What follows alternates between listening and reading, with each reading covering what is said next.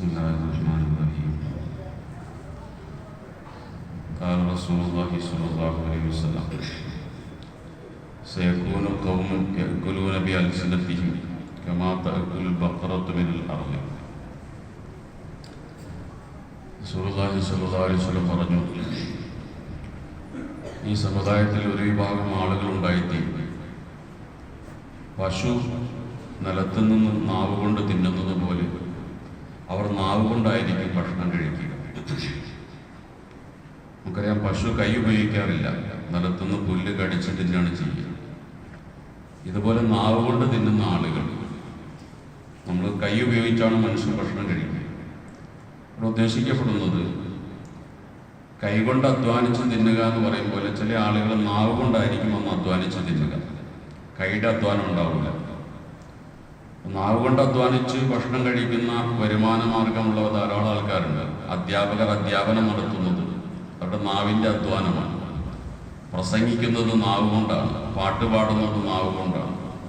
അങ്ങനെ നാവ് കൊണ്ട് ജോലിയെടുത്ത് പ്രതിഫലം വാങ്ങുന്ന ധാരാളം ആളുകളുണ്ട്.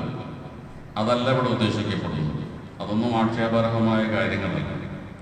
ഇവിടെ ഉദ്ദേശിക്കുന്നത് ഹദീസിനെ വിശദീകരിച്ചിട്ട് പറയുന്നത് കസറത്തിൽ മദഹി വസ്സനാഇ ബിൽ ബാത്തിലി ലിമൻ ലാ യസ്തഹിഖു.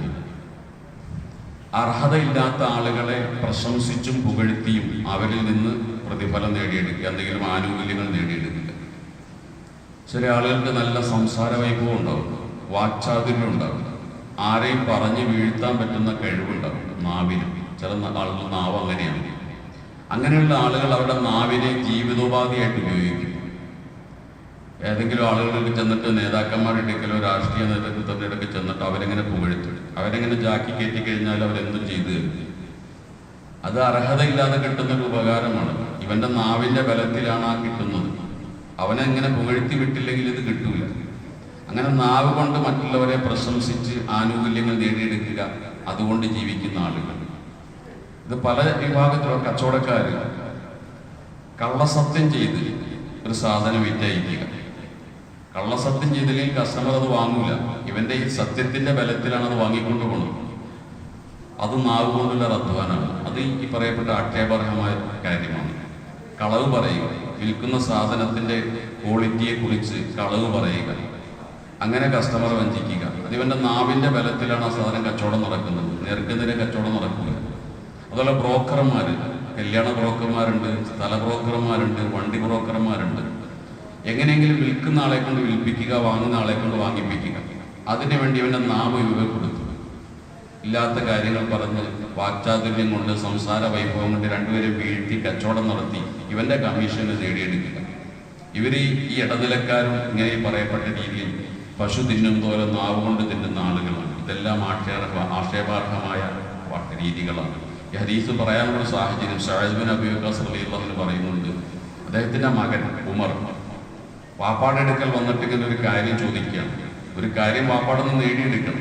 ഈ മകൻ വന്നിട്ട് വാപ്പാടെ അടുത്ത് ഇങ്ങനെ സംസാര വൈഭവം കൊണ്ട് ഇങ്ങനെ വല്ലാതെ ആ വിഷയം ഇങ്ങനെ അവതരിപ്പിക്കുകയാണ്. വാപ്പ അതിൽ വീണു. അപ്പൊ സഅദ് ബിൻ അബീ വഖാസ് റളിയല്ലാഹു അൻഹു പറയുന്നുണ്ട്, മോനെ, നിന്റെ വാക്ക് വല്ലാത്ത വാക്കാണ്, നിനക്ക് ആളെ വീഴ്ത്താൻ നന്നായിട്ട് അറിയാം. നബി സല്ലല്ലാഹു അലൈഹി വസല്ലം ഇങ്ങനെ പറയുന്ന ഞാൻ കേട്ടിട്ടുണ്ട്. നിനക്ക് തരാൻ എനിക്ക് പ്രയാസമൊന്നുമില്ല, അത് തരാം. പക്ഷെ നിന്റെ സംസാരം കേട്ടപ്പോൾ ഞാൻ നബിയുടെ വാക്ക് ഓർത്തുപോയി എന്ന് അദ്ദേഹം പറയുന്നുണ്ട്. അതുകൊണ്ട് നമ്മൾ വളരെ സൂക്ഷിക്കണം. സത്യമല്ലാത്ത, നേർക്ക് നേരെ അല്ലാത്ത ഒരു കാര്യങ്ങളും പറഞ്ഞൊരു ആനുകൂല്യം നമ്മൾ നേടുന്നത്. കച്ചവടം സത്യസന്ധമായിരിക്കും. അല്ലാതെ നേടുന്ന വളഞ്ഞ വഴിയിലൂടെ നമ്മുടെ വാക്കിന്റെ ശക്തി കൊണ്ട് നേടിയെടുക്കുന്ന ഭക്ഷണവും റിസ്ക്കൊന്നും ഹലാലായി തീരില്ല. അള്ളാഹു ഹലാൽ ഭക്ഷിക്കാനും ഹലാലായ വഴിയിലൂടെ സമ്പാദിക്കാനും തന്നെ അനുഗ്രഹിക്കുമാറാകട്ടെ. കഴിഞ്ഞു പോയതെല്ലാം അല്ലാഹു തആല മാപ്പാക്കി തരുമാറാകട്ടെ. സുബ്ഹാനല്ലാഹി വബിഹംദിഹി സുബ്ഹാനക്കല്ലാഹു വബിഹംദിഹി അഷ്ഹദു അല്ലാ ഇലാഹ ഇല്ലാ അൻത അസ്തഗ്ഫിറുക.